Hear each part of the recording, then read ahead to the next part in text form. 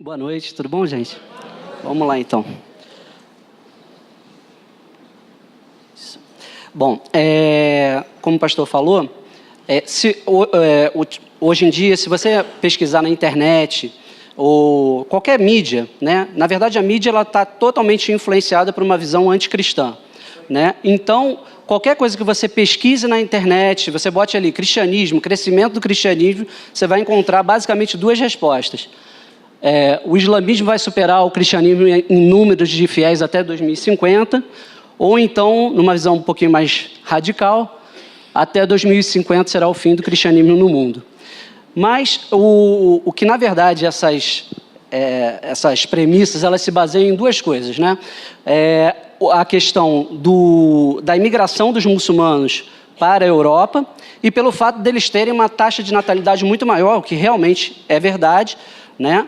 E essas notícias se baseiam nessas duas premissas. Mas o que está acontecendo, na verdade, é que o cristianismo ele está mudando.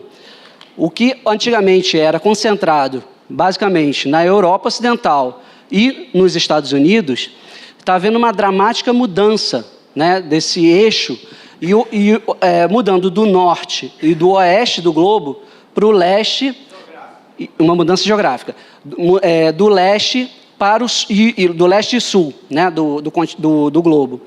Então, a gente vai analisar aqui quais são esses motivos, o que está acontecendo no mundo, né? Vocês podem ver que, por exemplo, aqui nesse gráfico, em 1910, você justamente verifica isso. A Europa e as Américas concentravam o cristianismo no mundo, né? Mas hoje em dia você já vê que essa distribuição ela é muito maior pelos continentes, né? E a gente também pode avaliar isso aqui, ó. Em 1900, 54% da população mundial não haviam sido alcançadas pelo Evangelho. Hoje, restam apenas 29% da população mundial para ser alcançada. Essa informação é bem recente e é desse Instituto IBMR, né, que ele tem muita credibilidade nessa parte de missões, né? Então, realmente, o Evangelho está crescendo, ele está alcançando nações como ele nunca alcançou. Na verdade, o que vão vender para nós é que o Evangelho está morrendo, mas ele está alcançando todos os continentes numa velocidade, numa forma impressionante, né? E aí a gente vai começar a estudar a Europa e a Europa Ocidental e os Estados Unidos. Como eu falei, realmente o cristianismo tem diminuído, mas a gente precisa entender o que é esse diminuir, né, que as pessoas estão colocando na mídia. O que está acontecendo nos Estados Unidos e na Europa é basicamente, a gente pode fazer uma analogia com aquela tsunami que aconteceu em 2006 no Sudeste Asiático, né? O que aconteceu lá? Muita gente ficou na beira da praia enquanto o mar ia sendo recolhido. E eu vendo aquele efeito, né, e coisa e tal, admirando aquilo, enquanto que outras pessoas subiram para os lugares mais altos, foram para os hotéis, até em copa de árvore subiram, antes que a onda viesse, né? E quando a onda veio, todas aquelas pessoas que estavam embaixo foram dragadas, elas morreram, né? Enquanto que as pessoas que procuraram os lugares mais altos ficaram protegidas e sobreviveram. O que está acontecendo na Europa e nos Estados Unidos é basicamente isso. Tem igrejas que, infelizmente, estão se moldando ao pensamento do mundo, estão se abrindo para um pensamento liberal, aceitando uma série de coisas que o mundo está impondo a elas, e essas igrejas, em geral, são igrejas tradicionais, seculares até, elas estão morrendo. Mas as igrejas que estão buscando as coisas lá do alto, que estão se baseando na verdade, essas igrejas estão crescendo na Europa e nos Estados Unidos. Então, por exemplo, essa pesquisa do Pew Forum de 2007 a 2014 mostra que as igrejas pentecostais dos Estados Unidos, elas cresceram em 2 milhões de fiéis, enquanto que as igrejas tradicionais, que têm esse pensamento socialista, liberal, e que aceitaram essas questões de aborto, homossexualismo, enfim, todas essas coisas, elas diminuíram em 5 milhões. Então, se você analisar, você vai chegar à conclusão de que sim, a igreja diminuiu, mas a igreja que está baseada na verdade está crescendo, está atingindo pessoas, né? E um fator interessante é que há até efeitos que o próprio inimigo criou para desestabilizar o evangelho, como a migração, por exemplo. O intuito dessa expansão da migração, a abertura de fronteiras dessas nações, era para haver uma mudança de cultura. Mas a gente vai ver, não só nos Estados Unidos, mas ao longo dessa apresentação, que a migração tem se voltado contra esse planejamento do inimigo, né? E assim, nos Estados Unidos está havendo uma conversão maciça de latinos que vinham com uma questão de religiosidade e tudo mais para o evangelho, né? Inclusive, pode ser até um alvo para a igreja brasileira, porque é uma realidade muito mais próxima, é uma língua mais fácil, não é como se você tivesse que aprender indonésio, né? O espanhol é uma língua muito mais acessível, de realmente buscar e, de repente, não necessariamente estar lá fisicamente, mas através de mídias, ajudando a instruir esses latinos que estão entrando nos Estados Unidos para fortalecer a igreja. E, em geral, eles são extremamente conservadores e buscam a igreja pentecostal, né? Eu estou utilizando esses termos porque, didaticamente, é necessário a gente falar. A gente entende que o cristianismo não é uma religião, mas, para fins didáticos, eu tenho que utilizar esses termos, né? Tá bom? Então, assim, com relação à Europa Ocidental, por exemplo, na Inglaterra, se você abrir qualquer reportagem sobre a igreja na Inglaterra, você só vai ouvir dizendo que a igreja está diminuindo, que a igreja está morrendo. Mas, por exemplo, essa reportagem do The Times of London fala que para cada igreja anglicana que foi fechada nos últimos 6 anos, foram abertas 3 igrejas pentecostais.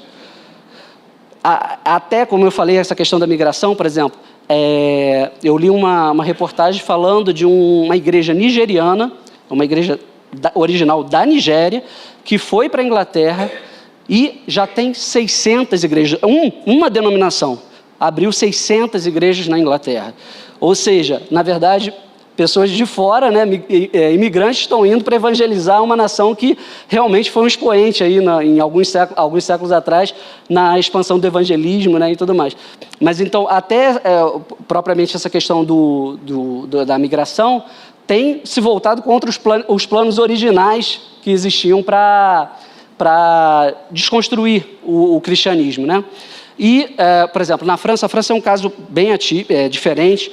Ela, na verdade, os evangélicos eram considerados uma seita na França até bem pouco tempo.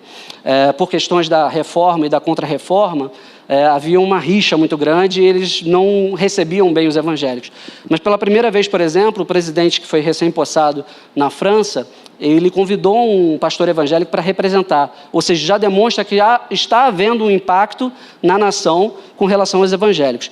Então, essa informação você não vai ver toda hora, né? Mas, assim, a igreja evangélica é a igreja mais dinâmica, o grupo religioso mais dinâmico da França. Obviamente, em números absolutos, ainda são números pequenos, por causa dessa história e tudo mais. Mas, com relação à questão de percentual, ele é o grupo mais dinâmico. Ele fica atrás dos católicos, fica atrás dos muçulmanos, sim. Mas o crescimento está sendo extraordinário. A cada 10 dias se abre um novo templo lá na França, o que era impensável alguns anos atrás. E já na região de Paris, quem conhece um pouquinho lá a França, já teve oportunidade de ir, sabe que o evangelho não tinha essas portas abertas. Só na periferia de Paris tem 400 igrejas pentecostais, né? Vamos lá. Europa Oriental. A Europa Oriental, ela durante 50, 70 anos, ficou sob o regime comunista. Ou seja, os poucos países que ainda permitiam que funcionasse uma igreja, na verdade, o sacerdote, né, que tivesse nessa igreja, ele era um espião. Ou seja, ele recebia as informações das pessoas e transmitia isso para o serviço secreto dessas nações, né? Então, obviamente, apesar de terem pessoas muito corajosas, evangelistas muito corajosos que tentaram entrar nessas nações, o alcance era um tanto quanto limitado, até porque o próprio serviço secreto ocidental tinha dificuldade de entrar nessas nações, né? E por isso, por gerações, na verdade, gerações não tiveram contato com o evangelho, né? Mas a gente pode observar aqui que a cortina de ferro acabou em 1991, caiu o muro de Berlim, né, e a União Soviética terminou de 89 a 91, e aí a gente pode observar que o seguinte: 87% da Polônia, 88% da Croácia, 90% da população da Grécia, a Grécia não era comunista, mas como está na Europa Oriental, entrou nessa pesquisa, 90% da Romênia, Moldávia, Sérvia, Belarus, Armênia e Geórgia são cristãos. Ou seja, em nações que até bem pouco tempo não tinham possibilidade de acesso a uma Bíblia, hoje em dia, mais de 80%, chegando até a 90% dessas nações, hoje são cristãs. A própria Rússia, que era a Rússia e a Ucrânia, né, eram as duas principais nações que compunham a União Soviética, você vê 71% em 2015, saiu de 37% em 91 para 71%, a Ucrânia 39% para 88% e a Bulgária 59% para 76%. Essas nações têm sido impactadas pelo cristianismo, né? Aqui eu coloquei como país de destaque a Romênia, e eu achei interessante, assim, com relação à questão da Transilvânia, que sempre foi marcada como um lugar de trevas, né? Lá do Conde Drácula e tudo mais. Ela está passando por essa região na Romênia está passando por um tremendo avivamento. 85% da igreja nessa região é pentecostal, né? E aí entra um aspecto muito interessante que surgiu durante a minha pesquisa, de que está havendo um avivamento impressionante dentro do povo do mundo cigano, né? E, por exemplo, só na Romênia, 110 mil ciganos se converteram ao cristianismo, e esse avivamento tem sido observado por toda a Europa, né? Na França já há 150 mil ciganos adultos batizados, 210 igrejas, 2.150 pastores treinados em escolas bíblicas preparadas para ciganos convertidos. E é impressionante realmente o trabalho que tem sido feito na França com os ciganos, na Espanha 200 mil, e assim, todas essas nações que estão aí estão sendo impactadas, os ciganos estão se convertendo com o coração aberto, e quem teve a oportunidade de conviver com essa situação antes da conversão, sabe o quanto é difícil, quanto há um espírito de engano sobre os ciganos, né? E realmente você identifica que é um mover do Espírito Santo, é algo sobrenatural realmente que está acontecendo. Na África, a África é o continente que está experimentando o maior crescimento de todos. É um crescimento extraordinário, é uma nação que durante séculos esteve, principalmente a África subsaariana, né, a parte central e sul da África, tem um mapa, depois eu vou mostrar, ela durante muito tempo esteve envolta com feitiçaria, né, com todas essas culturas que a gente de alguma forma conhece por causa da questão dos escravos que trouxeram isso para a nossa nação, né? E aí, aqui a gente pode observar que na década de 60, só tinham 60 milhões de cristãos no continente africano. Hoje, já são 360 milhões, num período muito curto. E agora em 2025, ou seja, a gente está piscar o olho aqui, já abrir, já estamos lá, né? E aí são 633 milhões de cristãos na África. Ou seja, um continente que sempre esteve subjugado realmente por esse espírito de feitiçaria, né? Está se entregando também, e o crescimento é extraordinário. Eu botei alguns países de destaque, mas na verdade praticamente todos os países são destaques, né? Alguns sofrem uma perseguição extrema. Na verdade, a gente vai acompanhar que essa expansão do Evangelho, na maioria, em vários continentes, ela não vem desacompanhada de perseguição, né? Mas, na verdade, conforme as pessoas vão sendo perseguidas e tudo mais, na verdade, o Evangelho vai expandindo, né? É o que acontecia já lá na igreja primitiva, né? Então, por exemplo, a Etiópia, a Nigéria têm enfrentado muita perseguição com relação aos muçulmanos, né? Os muçulmanos têm perseguido os cristãos. Na Etiópia, por exemplo, já passou de 50% da população sendo cristã, né? O que não era o fato. Na África, o cristianismo ele cresce tanto pelo aumento populacional quanto pelo número de conversões. Então, realmente é algo extraordinário, porque não só é aquela pessoa que nasceu num berço cristão e continuou, como também as pessoas que estão sendo convertidas. Ela está crescendo por todas as maneiras, né?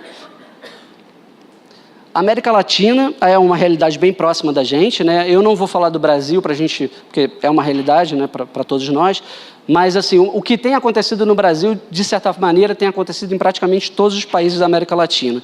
Nesse gráfico aqui, por exemplo, ao lado, não sei se vocês conseguem enxergar, está mostrando o percentual de pessoas que foram criadas como católicos e hoje se converteram para o Evangelho, né? São evangélicos, né? E assim, o Instituto Pew ele dá uma visão conservadora para que até 2025 sejam 200 milhões de cristãos, de evangélicos aqui no continente americano, na América Latina, e 70% deles são pentecostais, né? Ou seja, acreditam no mover do Espírito e tudo mais. Também é relevante a gente citar que é o continente que menos tem penetração do Islã. O Islã não consegue entrar na América Latina, diferente de outros continentes onde ele consegue. Destacando aqui na América Latina, a Colômbia possui 48 milhões de habitantes, 10 milhões já são evangélicos, né? E assim, Guatemala, Honduras, Nicarágua, El Salvador e Porto Rico têm pelo menos 30% da sua população. Já existem presidentes evangélicos nessas nações e realmente tem sido impactante. Ásia, esse continente, ele realça bem o fato de que há algo sobrenatural. Não é uma coisa no braço, não é uma coisa feita pelo homem, mas é o mover do Espírito que está realmente abrindo portas, porque durante séculos os cristãos do Ocidente tentaram alcançar essas nações e simplesmente não conseguiram. E hoje em dia, quando essas nações do Ocidente estão mais enfraquecidas, estão perdendo um pouquinho daquela força que elas tinham, é quando eles estão abrindo mais as portas para receber o Evangelho. Então, você vê que é um mover do Espírito Santo que está havendo sobre a Ásia. Já é esperado para 2025 também, daqui a pouquinho. 460 milhões de pessoas na Ásia, isso é impensável, gente. Há alguns anos atrás, é muita gente naquele continente onde nunca teve uma relação, eles não tinham identificação com o cristianismo. O cristianismo sempre foi visto como uma imposição do Ocidente, o conquistador, e eles tinham realmente repulsa a isso, e hoje em dia o cristianismo está entrando com uma força inacreditável. Lá, o cristianismo ele cresce pelo número de conversões, por essas realidades que eu acabei de falar, né? Não há uma base cristã, eles estão se convertendo, não há um crescimento familiar, né? Mas se a gente olhar, o crescimento é extraordinário, por exemplo, na China, no Nepal, na Mongólia. A Mongólia era um país que ficava encravado entre a China e a União Soviética no comunismo, e hoje em dia está passando por um avivamento tremendo, muito interessante. Então, aí a gente vê a China, Nepal, Camboja, Mongólia, Bangladesh, são só alguns dos países, né? E a Coreia do Sul é um caso interessante, hoje em dia é o maior grupo religioso da Coreia do Sul são os evangélicos, são os cristãos. Vamos ver um vídeo. Thursday evening in Fujian Province, southeast China. Scores of men and women dancing, waving flags, blowing shofars, singing and worshiping God. You might think these images come from a charismatic service in the United States, but they're not. This is communist and officially still atheist China. And what Tuan Huaili says is remarkable about this scene is that it's happening in an officially government-controlled congregation known as Three Self Church.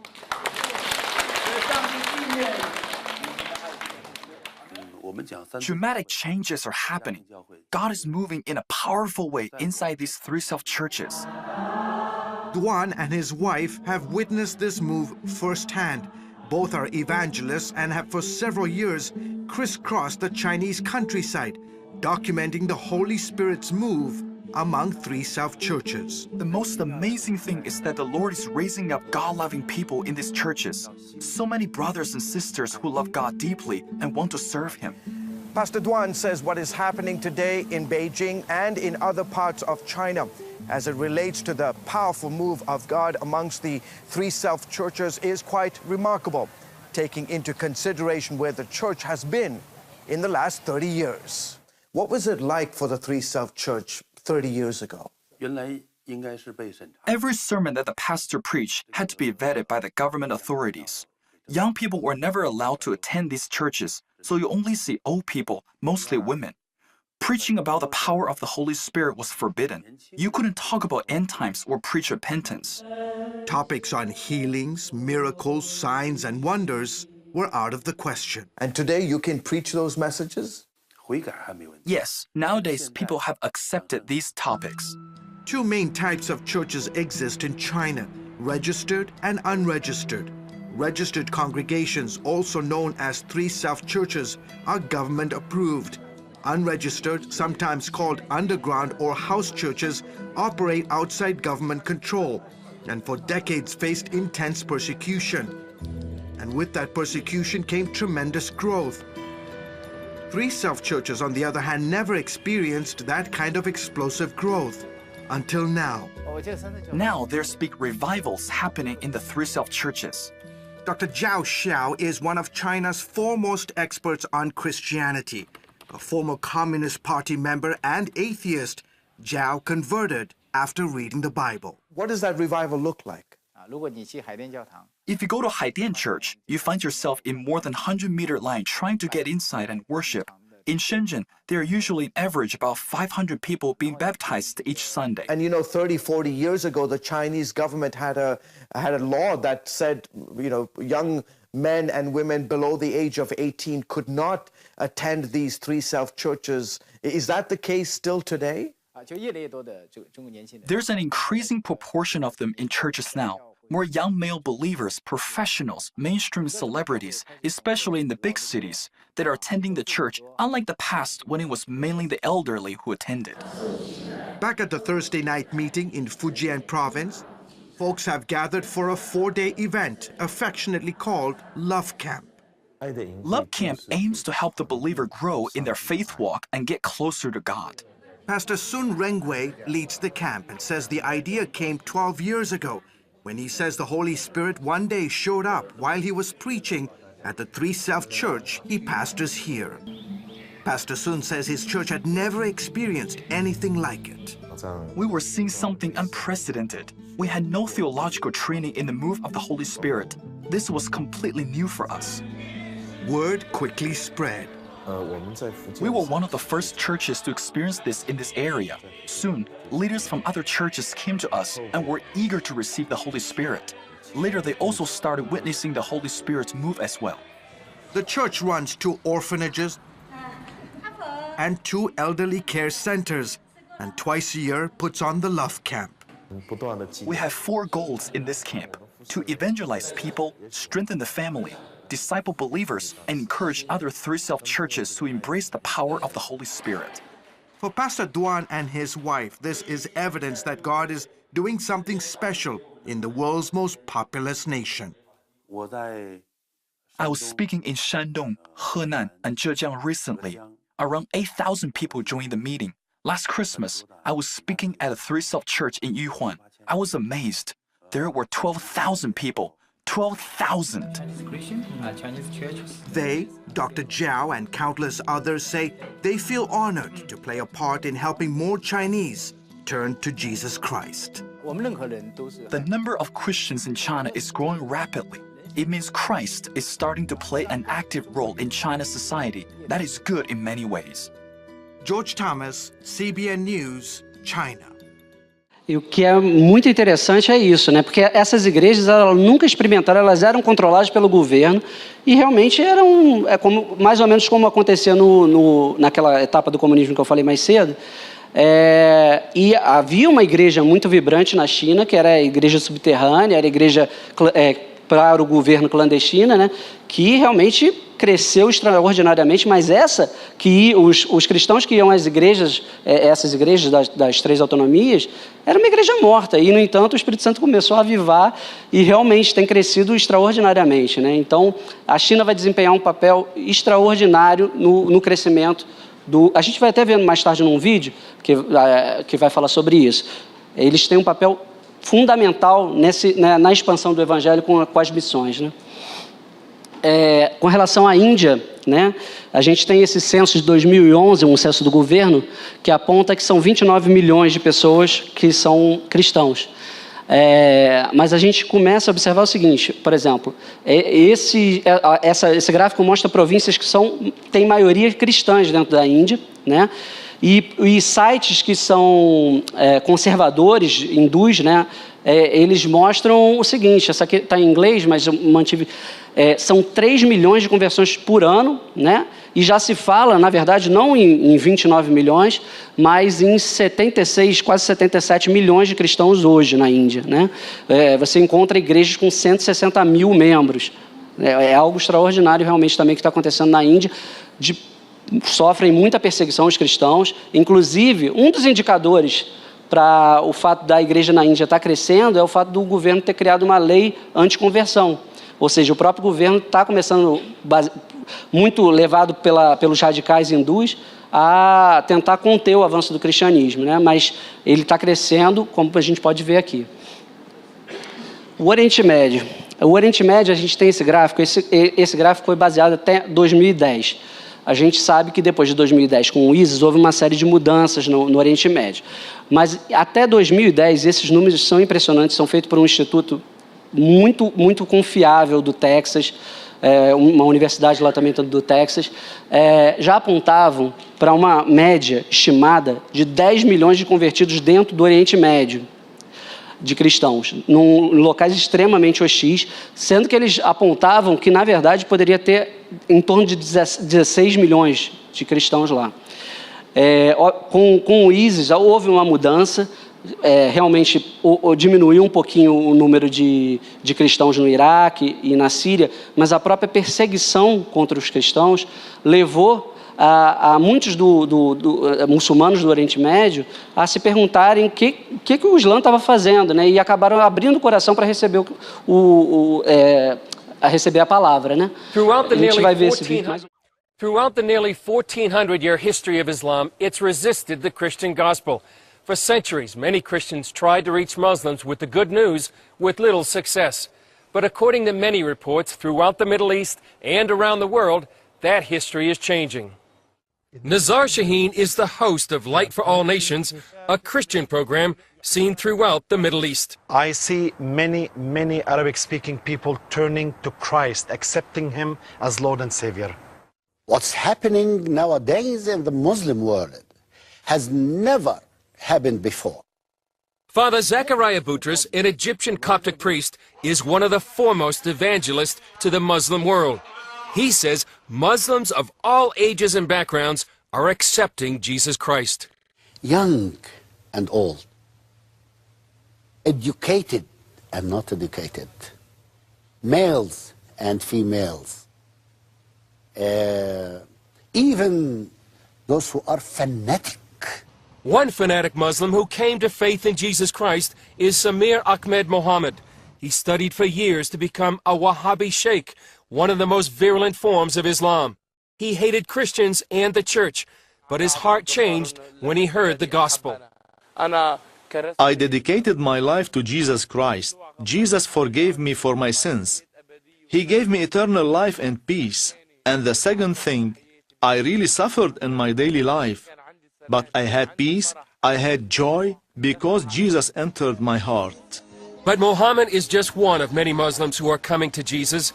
Heidi Baker of Iris Ministries sees thousands of African Muslims receiving Jesus and getting baptized. It's probably the only place in the world where they're coming so quickly. Many people are having dreams. They see Jesus appear to them. Probably half our pastors were leaders, imams in Muslim in mosques. They were leaders in these mosques. Now they're pastors. Another significant evangelistic movement among Muslims links China and Jerusalem. Chinese home churches plan to send at least 100,000 evangelists from China through predominantly Muslim nations all the way back here to Jerusalem. This quiet but powerful movement of itinerant evangelists is bringing the story of Jesus Christ into the heart of the Muslim world. Technologies like satellite TV and the internet also penetrate the world of Islam. But beyond technology, many say a supernatural dimension is also at work in the lives of Muslims. We receive lots of letters about people who have had dreams about the Lord, visions, even miracles. And when they watch the program, they say, yes, we had a dream or a vision, and they accept Jesus as Lord. But Muslims who accept Jesus face persecution, discrimination, or even death. Despite the dangers, many continue to live out their faith and lead others to Jesus Christ. Jesus loves all people. Jesus changes all people. And Jesus is the one who places love and peace. I was not like this, but Jesus changed my life. And I'm not scared to talk about Jesus, because praise is unto him. Some believe the church's response to jihad must be a fearless proclamation of the gospel to Muslims. Through prayer and evangelism, many see an unparalleled opportunity for the gospel. I anticipate this very near, and perhaps within 2-3 years we are going to see the greatest harvest in history. Chris Mitchell, CBN News, Jerusalem. Interessante é esse ministério da Heidi Baker. Ela atua no Moçambique, na verdade, mas numa área onde há alguns anos atrás 99% da população era muçulmana e o local era conhecido como cemitério de missionários.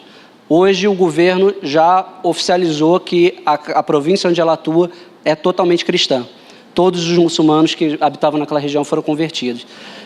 E com relação à China, né, é muito interessante que o que os chineses entendem por esse movimento que eles estão fazendo, ou seja, eles vão sair da China, já está acontecendo, a gente já vê os chineses nesses países muçulmanos, é que eles foram, na verdade, treinados por Deus pela situação que eles estavam, né? Porque durante aquele período de perseguição, eles sofreram torturas, perseguições, e eles aprenderam com isso, e hoje em dia eles não temem de entrar dentro dos países do Oriente Médio, porque eles já passaram por isso tudo. Então, aquele tempo de preparação hoje habilita eles a poderem entrar no Oriente Médio, nessas nações que são extremamente opressivas, porque eles já sofreram isso, eles já passaram por isso, e eles não têm medo de ir até fazer essa caminhada que eles chamam até Jerusalém, porque, na verdade, é passando por todos esses países que compõem o mundo islâmico, né? Então, é bem interessante. Um dos países que eu coloquei como destaque é o Irã. O Irã é conhecido como um dos principais países opressivos com relação ao cristianismo, né?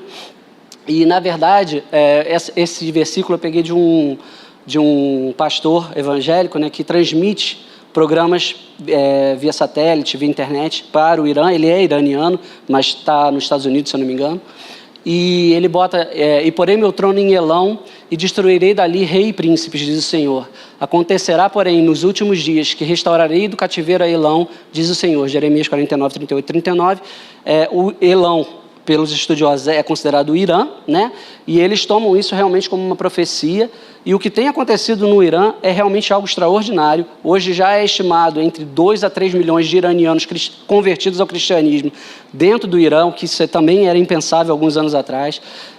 A gente, né, recebe na nossa casa um grupo de conexão, né, eu e a Carol lá, e assim, eu sinto muita alegria de poder compartilhar, assim, poder louvar a Deus tranquilo, orar, sem me preocupar, porque na verdade a igreja no Irã é assim, ela é uma igreja em casa, só que eles têm que tomar uma série de cuidados, né? Mas a igreja do Irã, ela se espalha dessa forma, de casa em casa, e de 2 a 3 milhões de pessoas numa nação que é extremamente opressiva, é um número bastante significativo, né?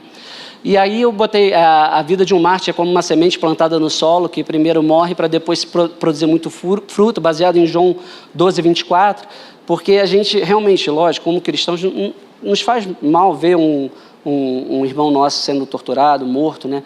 Mas o que tem acontecido nesses países é que o sofrimento e o martírio dos cristãos tem aberto o coração dessas pessoas para receber o Evangelho. Então, a morte deles, eles estão bem lá com o Senhor, mas a morte deles tem produzido muito fruto. Muitas almas têm sido trazidas para o reino por causa do sacrifício e pela firmeza deles de não ceder, né?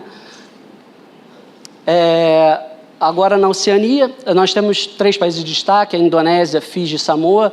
Fiji é um país que realmente tem sido transformado pelo Evangelho. Há pouco tempo, alguns anos atrás, vivia em guerra civil e a nação se uniu com base no cristianismo e mudou totalmente a realidade. Não sei se vocês acompanharam o jogo de rugby que teve aqui nas Olimpíadas, que era improvável que eles ganhassem, eles ganharam e louvaram a Deus no meio do estádio, porque realmente é algo que abraçou a nação, né?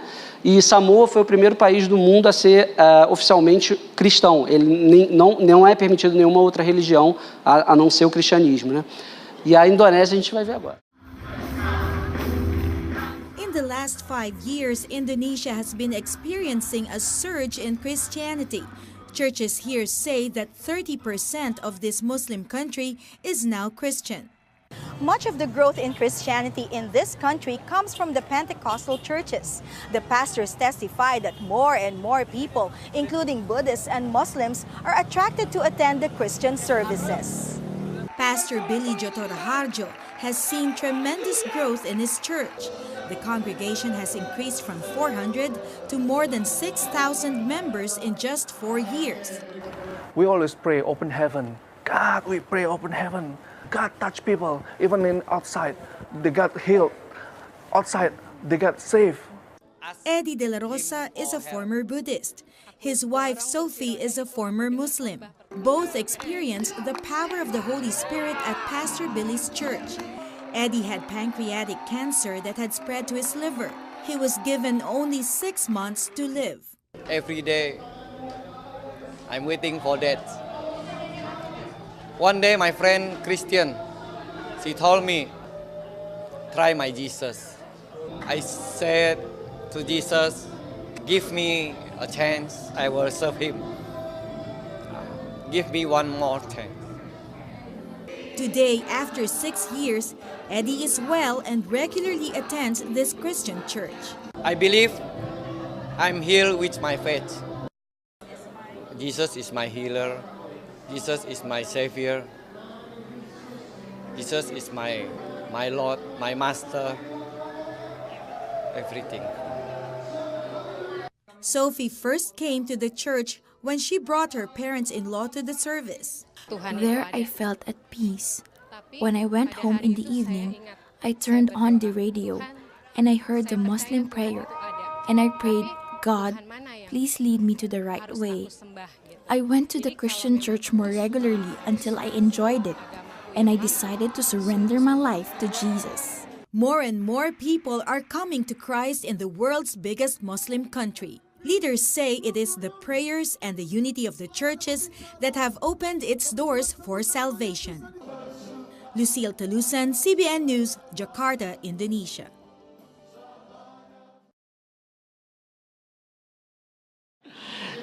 Bom, gente, todo avivamento ele é precedido de oração, né? O que nós vivemos hoje no nosso país é resultado, fruto de 40, 50 anos atrás, de pessoas que dobraram seus joelhos, oraram, talvez nem puderam ver o que aconteceu com a nossa nação, mas que foram ali fiéis e oraram, e hoje a gente está podendo colher o fruto dessas orações, né? A própria Coreia que a gente falou aí, antes da Guerra da Coreia, depois da Guerra da Coreia, a Coreia estava devastada, só 3% da população era cristã.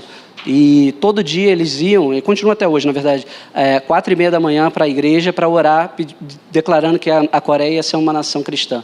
E hoje eles já são o maior grupo religioso da Coreia. E assim, eu queria rapidamente voltar um pouquinho no passado, para a gente poder entender. E isso vai mostrar um pouco o que a gente pode aplicar no futuro, né? Nos Estados Unidos, em meados do século XIX, os Estados Unidos ele vinha de uma nação crescendo, importante, cristã, mas ele passou pela segunda revolução industrial, começou a corrida do ouro lá na Califórnia, o pensamento humanista começou a invadir aquela nação. E a nação ela começou a se desintegrar, ela começou a perder os valores cristãos, ela começou a se entregar mesmo para as coisas do mundo. E aí o que aconteceu foi que logo em seguida veio a Guerra Civil. E a Guerra Civil dividiu a nação, houve intensa morte e tudo mais. E o Sul que era a parte escravocrata, mas, né, estava levando muita vantagem na guerra. Tudo levava a crer que eles iam ganhar a guerra. Até que um homem, um dia, ele fez uma declaração, e eu vou ler rapidinho. Visto que o Senado dos Estados Unidos, reconhecendo devotamente a suprema autoridade e justo governo de Deus Todo-Poderoso sobre as questões dos homens e das nações, requereu por uma solução que o presidente marcasse e separasse um dia de oração e humilhação nacionais, e visto que é o dever tanto das nações como dos homens reconhecer sua dependência do poder governador de Deus, de confessar seus pecados e transgressões em humildade, na esperança certa de que o arrependimento genuíno levará à misericórdia e ao perdão, e de reconhecer a sublime verdade anunciada em toda a história, de que só são abençoadas as nações cujo Deus é o Senhor.